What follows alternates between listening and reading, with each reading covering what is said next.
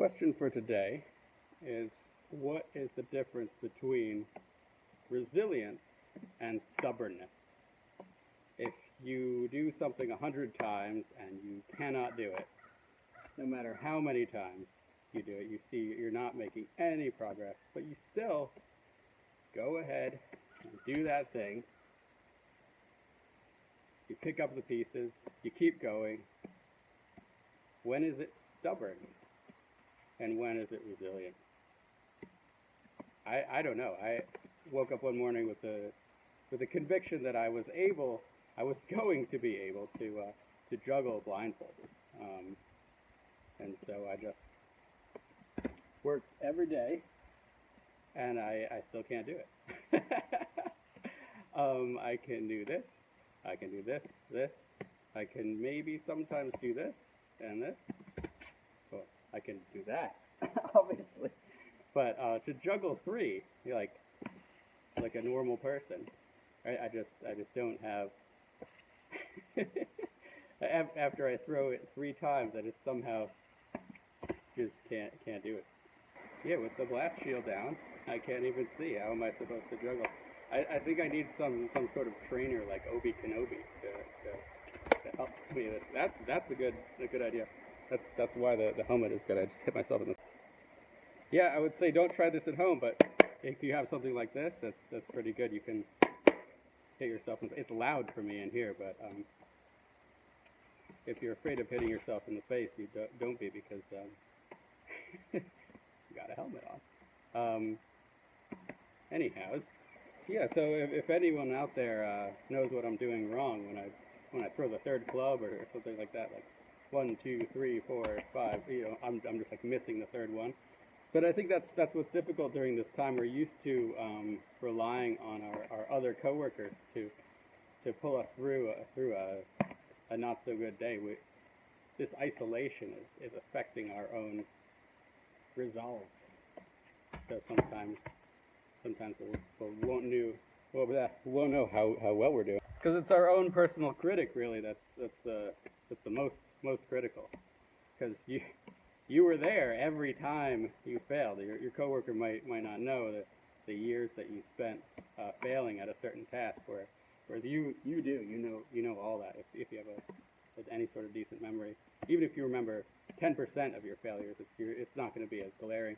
Your coworkers are they're focusing on their own failures. No one's looking at you nearly as harshly as you are. So yeah, be nice to yourself. Say, you know what, it's okay to drop things. Well, it's okay to drop most things. I mean, dishes, not so much. Soft foam juggling clubs, it's okay. And you know what? I might never get this. I might never be able to juggle. I might never be able to do this like that. And that's okay. It might have to do with the reason why we do art. It's sometimes hard to explain. I made these actually at the beginning of the year for the purpose of juggling on camera, and for the purpose of juggling, basically. The camera came later. This is really my first foray into juggling on camera.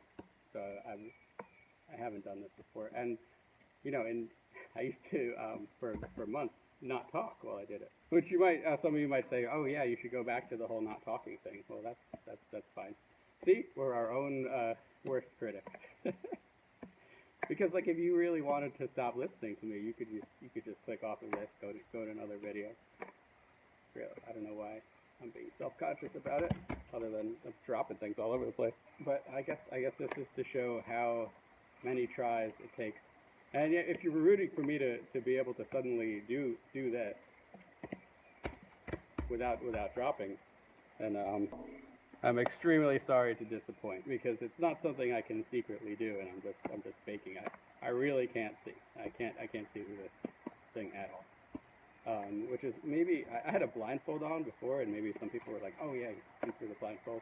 Well, no. I mean, I cannot see through the blast shield. And I probably can't fight.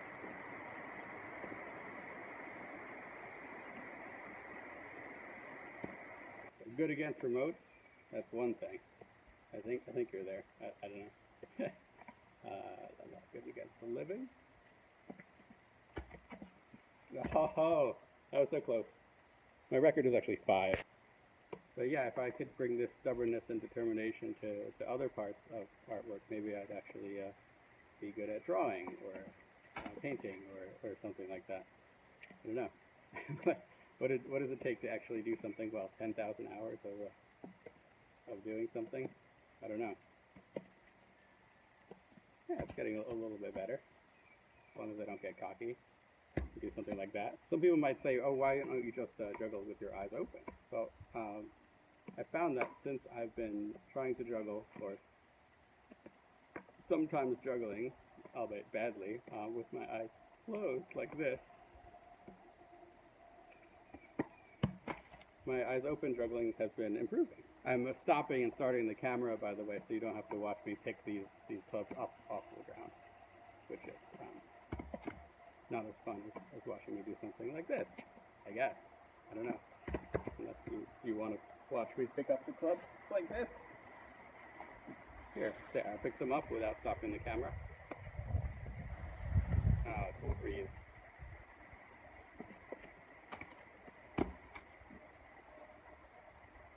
Part of resilience is not letting failure stop you. But I feel like a lot more common, or uncommon, I should say, is not letting success stop you. So if I juggle these and I hit 10 in a row, maybe I'll be like, oh yeah, I'm done for the day. I feel like that is more the bane of why I can't do this than the fact that I would give up if I drop them like that. You know, I don't feel like giving up right now. I think it was Rudyard Kipling who said, if you can meet with triumph and disaster and treat those two imposters just the same. Meaning, don't give up if you lose, don't give up if you win.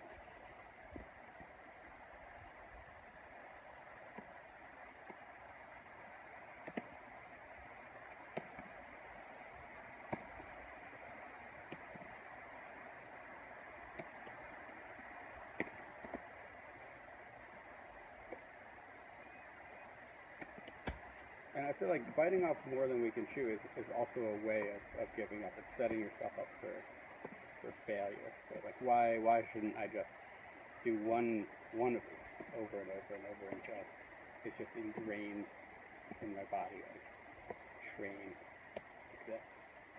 Just train my hands to, well, train my mind to trust that I can do this, because I can do this. I can do this. It's not like I have to try to catch. You can see that I am not having difficulty, well, much difficulty, catching one.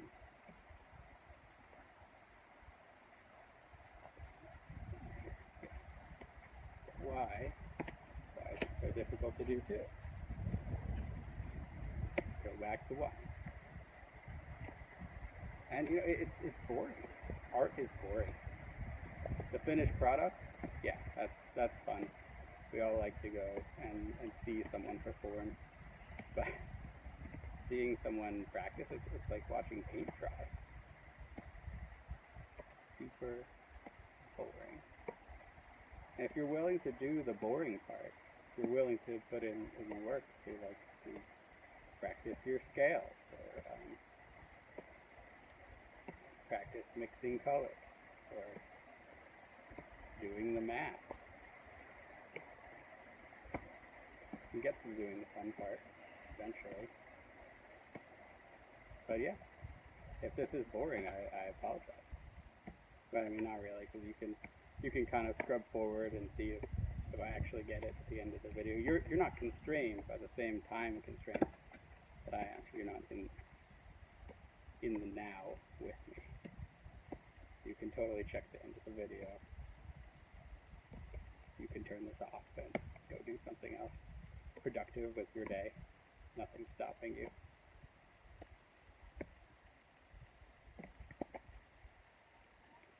Nothing's stopping me from doing something productive with my day. But I don't know. I guess this is in a way productive. I mean, productive as far as anything is productive. What is productive? Is making money productive? Well, I guess then do the thing that makes you the most money per hour, and you'll have a very happy, successful life. Is bringing joy to friends productive? Well, do that. Is diversifying your productivity, is that productive? Making lists?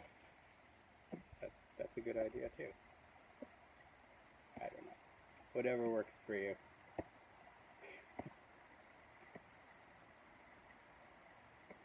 But I've heard there are no shortcuts. That's what I've heard. No shortcuts to resilience. That should be a t-shirt. There we have it. Saved again. Yeah, definitely don't try this at home without a protective helmet like this. I mean, you might jam your thumb a little bit, but after a while, you learn to pad your catches so that catch them silently.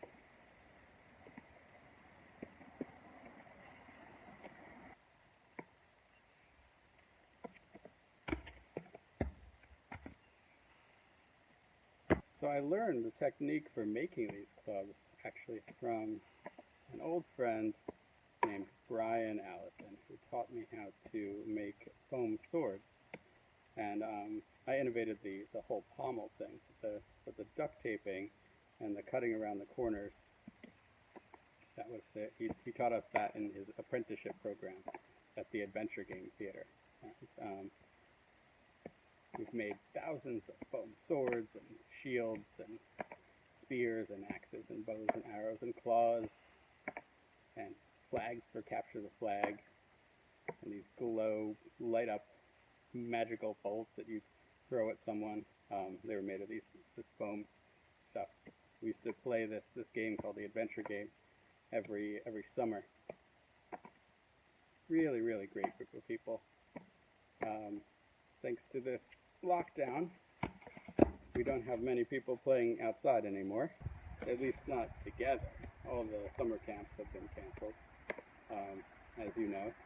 Or maybe you don't know, you're watching this video 10 years from now, and you're like, what was it like to be just confined to all your homes and doing all this crazy stuff by yourself with no one there to tell you you're doing it wrong? Well, you have plenty of people telling you you're doing it wrong. If you listen, you can always find someone to tell you you're doing it wrong. I mean, tell me how I'm doing it wrong. Help me. Should I be throwing them higher? Should I be concentrating on 1, 2, 3, 4, 5? My third catch? I mean, I don't know. Every time I catch something, I'm surprised that I caught it. I'm like, oh, what?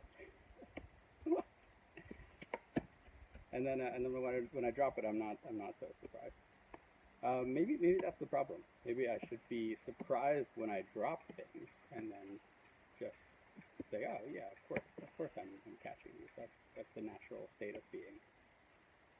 The natural state of being is success.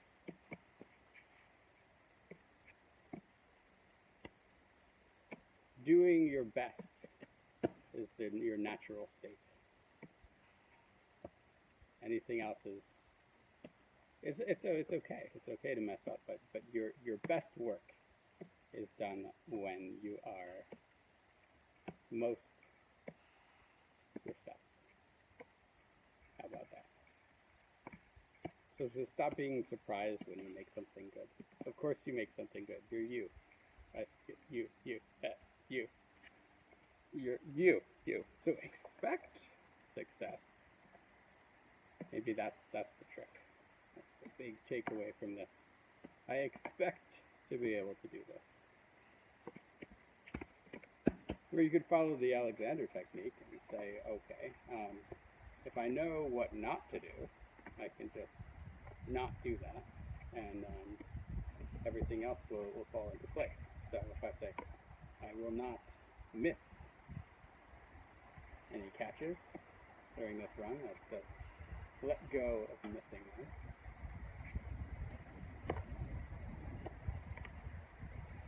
I will not miss.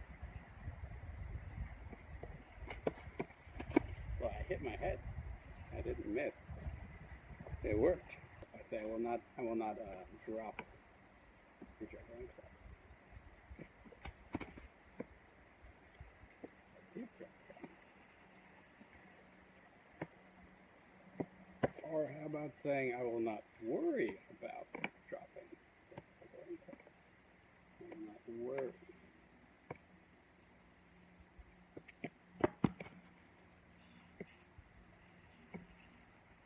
I dropped them, but I didn't worry. Some people say I will not tense my neck, because a lot of people hold a lot of tension in their neck, like I do.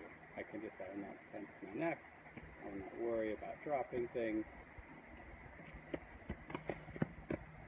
And I admit that so many things I do throughout the day are because I'm worried about something or another. I mean, if I woke up in the morning and I said I won't worry about anything today, I wonder what that day would be like.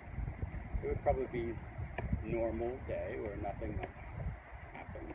I do all the normal things, but maybe I would have a more pleasant day. What if you got up one morning? You get up tomorrow morning and say to yourself, I won't worry about anything today. Yeah, it's okay if you do worry. Sure, it's fine. But you don't need to. Yeah, it's hard for me to even take an hour off of worrying. I don't know. Well, okay, for the next hour, starting now, I won't worry about anything. Then in an hour, I'll worry about all the things that I didn't worry about.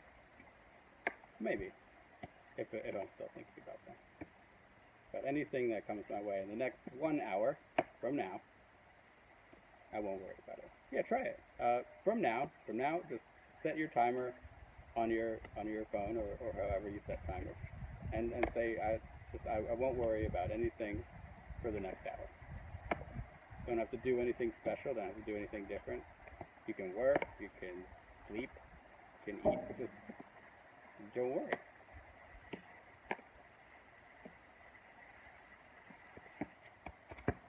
But maybe changing the outcome of the situation is not the point of not worrying. I waste so much time worrying about things that I don't need to worry about. Things that will be fine. See? If I was worried about hitting myself in the face with that thing, if I had been worried about hitting myself in the face, then I couldn't get nearly as far. If I have been worried about hitting myself in the face with the juggling club, I couldn't have gotten nearly as far juggling these things.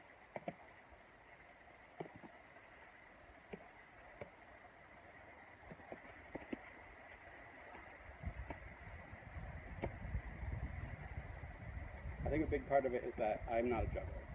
I do not consider myself to be a juggler. I don't care if people think I can juggle.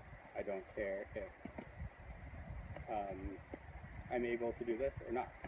This is not how I make my living. It is not my career. It's just something that I happen to be doing right now. And I feel like that mindset has allowed me to get this far. Now, if I decided that, okay, so this is my career now, I'm going to be a juggler, then I would be pushing myself every day for hours and hours. Maybe if I juggled 8 hours a day, I could maybe get good, maybe make a breakthrough, like be able to catch that one or something like that. You see, I know the catch that I'm getting wrong. I know it's the second one from here, that one, 2, 3. I know what it is that I'm getting wrong, or I think I know what it is. That is, it's when I go 1, 2, 3. This catch right there So what I've been doing is I've been practicing it wrong without that catch right there. Yeah, I know what it is that I'm doing wrong. I'm missing this third catch. Right there, that one. So if I'm able to unlearn this bad habit of missing the catch, then I'll be able to juggle. But that is if my goal is actually to be able to juggle. But you might be saying, why else would you be juggling if your goal was not to be able to do this? Well, that's the whole thing. I am very goal-oriented, and ironically, being goal-oriented has been what has kept me from achieving certain goals. It's counterintuitive, right? Because you think, oh yeah, goal-oriented, that means you're oriented towards achieving certain things. But I think that the things that you do best are the habits that you've cultivated when you're not in that goal-oriented mindset. And you're able to do things without trying. I do not juggle to juggle. I juggle outside to have an excuse to spend time outside. Ironically, I can't see anything right now because that's how it is.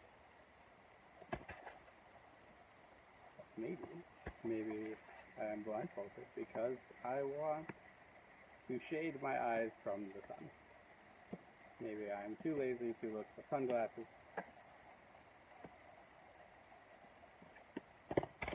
Or maybe I don't want to just be able to do a normal thing like juggling clubs.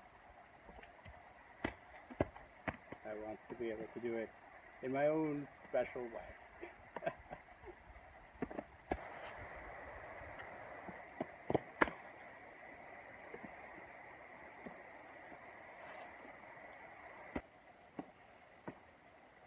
But I'm wondering if there's anything in your life that you do that the goal is not in the doing, but if you do it as an excuse to do something else.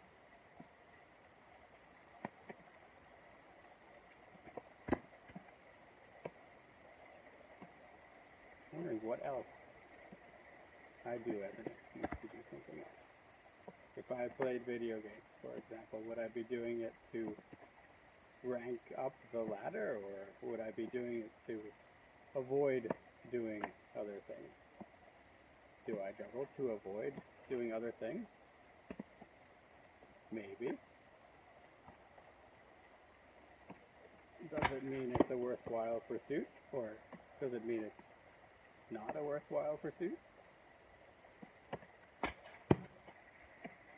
I'm wondering if you are someone who can juggle blindfolded and you're seeing me doing it wrong, whether it's more frustrating for you saying, oh, why isn't he doing it this way? Or if you're someone who can't do this, but you're rooting for me for some reason, I don't even know, to get it right. Or maybe you're rooting for me to fail, in which case I'm very happy to oblige. I am wondering what is more popular, stories about success or stories about failure. And if it turns out that stories about failure are more popular than stories about success, and the most valuable thing about anything is a story, well then failure is more valuable than success, and we should value failures above all else.